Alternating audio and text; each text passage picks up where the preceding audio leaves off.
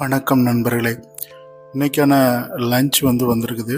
இது பூசணிக்காய் கூட்டு, அப்புறம் சோறு, ஜீரா ரைஸ், சாதா ரைஸ் இல்லை, ஜீரா ரைஸ்.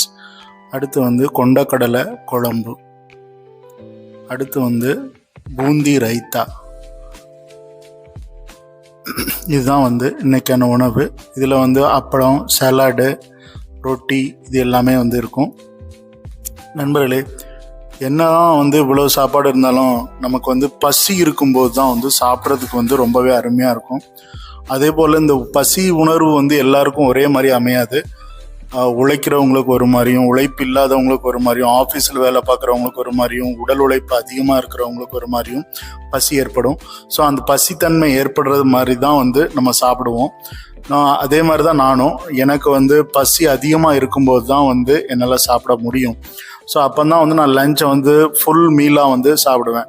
அது வரைக்கும் நான் அந்த வத்த குழம்பு, அப்பளம், இந்த வெள்ளரிக்காய், இந்த மாதிரியான விஷயங்களை மட்டும்தான் சாப்பிடுவேன். என்னால் ரொம்ப சில நேரம் நான் என்னுடைய மைண்டில் இருக்கிறது தான், என்னுடைய இதை மட்டும்தான் சொல்லுறேன், என்னுடைய விஷயங்களை தான் ஷேர் பண்ணுறேன். மற்ற வேறு எந்த விஷயம் நான் ஷேர் பண்ணல. அதாவது சில நேரம் எனக்கு ரொம்ப அதிகமாக பசிக்கும், சில நேரம் பசியே இருக்காது.